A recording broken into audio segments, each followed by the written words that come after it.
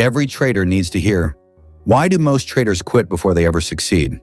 You've probably heard the stat that 90% of traders fail, and it sounds scary, right? But here's the truth. Most of them don't actually fail because the markets are impossible. They fail because they quit too soon. When people first get into trading, they're excited. They see screenshots of big profits online. They hear about people turning small accounts into huge ones, and they think it's going to happen fast. But the reality hits hard. Trading is not a get-rich-quick game. It's a skill. And like any skill, it takes time, effort, and patience. And most people are not ready for that grind. The first big reason traders quit is because of unrealistic expectations. They expect overnight success.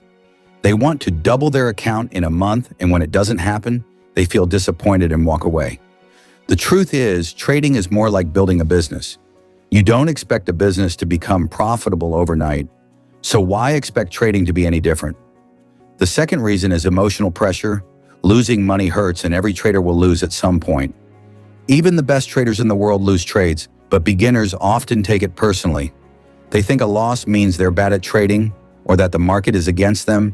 They start revenge trading, they double their risk, they blow up accounts, and after a few painful experiences, they give up. But if they had just accepted that losses are part of the process, they could have kept going.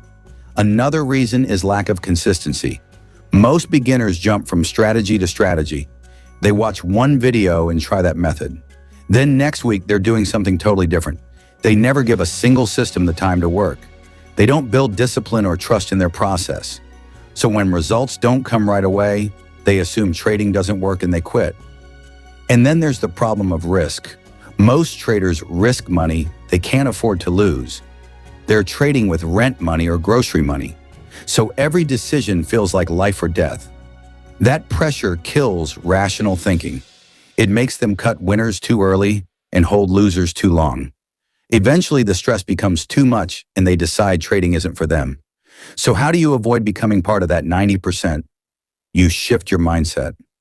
You understand that trading is a long game. Success doesn't come in days, it comes in years.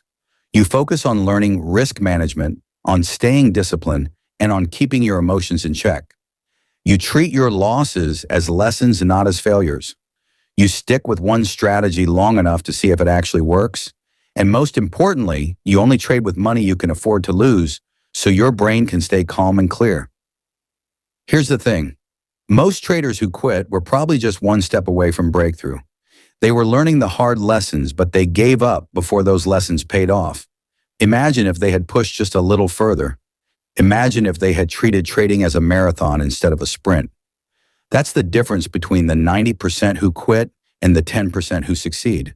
So if you're in that stage where you're struggling, where you're questioning if trading is worth it, remember this.